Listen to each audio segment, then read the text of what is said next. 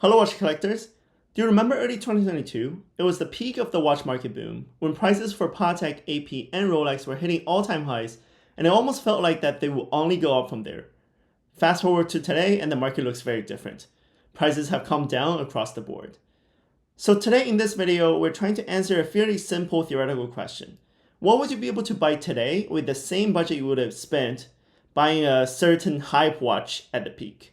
All the data in this video comes from WatchCharts, the world's leading secondary watch market research platform. Dive into the data yourself at WatchCharts.com. To set the stage, let's first look at the WatchCharts Overall Market Index, which is our indicator of secondary market price trends. Over the past 5 years, the index is up about 12% overall, but a closer examination reveals some fairly drastic swings. Prices soared from 2020 through early 2022 before falling sharply afterwards. Since the peak in April 2022, the index has actually lost more than a third of its value. And a lot of those fluctuations can be traced to just a handful of highly speculative, quote-unquote, hype watches. Arguably, the watch that defined the boom was the Patek Philippe Nautilus reference 5711/1A.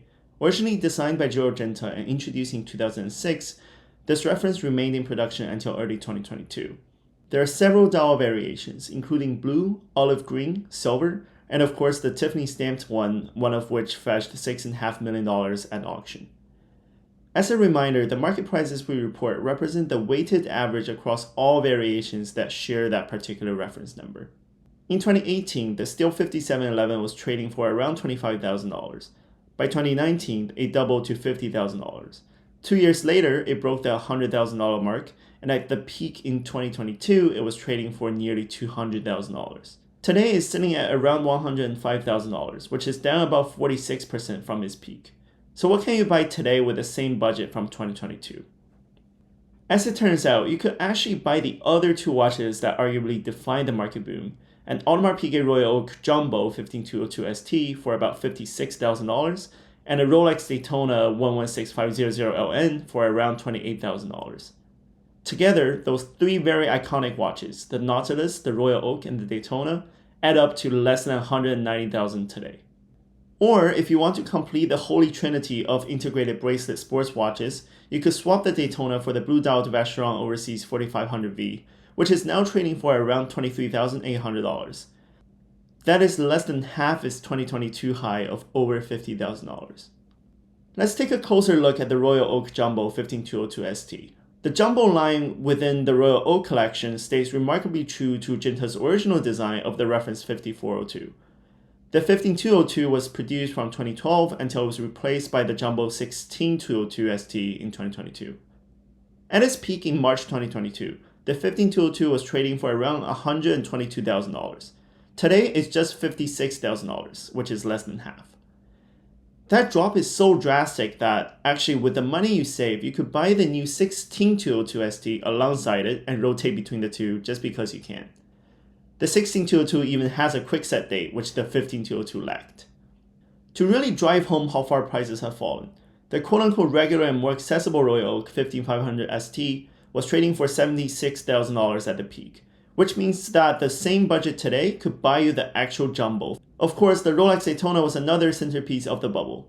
The steel Panda reference 116500LN peaked above $50,000, but today it trades for just $28,000. With that $22,000 difference, you could add a Pepsi and still have a few $1,000s left over. And the story doesn't stop there. Even more quote-unquote accessible models followed similar patterns. The Rolex Submariner Date 126610LN traded for over $18,000 during the 2022 frenzy. Today it's at a far more reasonable $13,000. With that $5,000 gap, you could add an Omega Speedmaster Professional on the Hasselite with a coaxial caliber 3861. This is a combination that would make a perfect two-watch collection. Today's main takeaway should not be about regret, but it's about perspective. The watch market, just like any other market, moves in cycles. In 2022, it was running extremely hot, fueled by low interest rates, speculative buying, and just a general rush of new watch collectors coming to the scene. It was hard not to get caught up in all the excitement. But when prices are going up week after week, like it was in 2021, 2022, you're paying not just for the watch itself, but also for the momentum. But today, in 2025, the market has changed and prices have cooled. The prices today are now a much better reflection of the intrinsic values, meaning that they reflect collector demand as opposed to all the speculative hype. And that to me is a much healthier environment to buy in. When you're considering your next purchase, it's worth asking yourself, what is the current market temperature? If it feels like everyone's rushing to buy the same watches, then prices are probably running too hot. On the other hand, when the hype dies down, that's when opportunities for lasting value appear. So the goal isn't just to buy the right watch, it's to buy the right watch at the right context. Understanding where we are in the market cycle makes the difference between buying into speculative hype and buying into long-term value. What's your decision-making process when considering a new watch? Do you think about where we are in the market cycle? Please let us know down in the comments. Check out our website, WatchCharts.com, where you can explore pricing for 28,000 watches, track market trends, and even monitor your collection's value over time. And if you're looking to buy or sell among fellow collectors, head over to our marketplace at marketplace.watchcharts.com.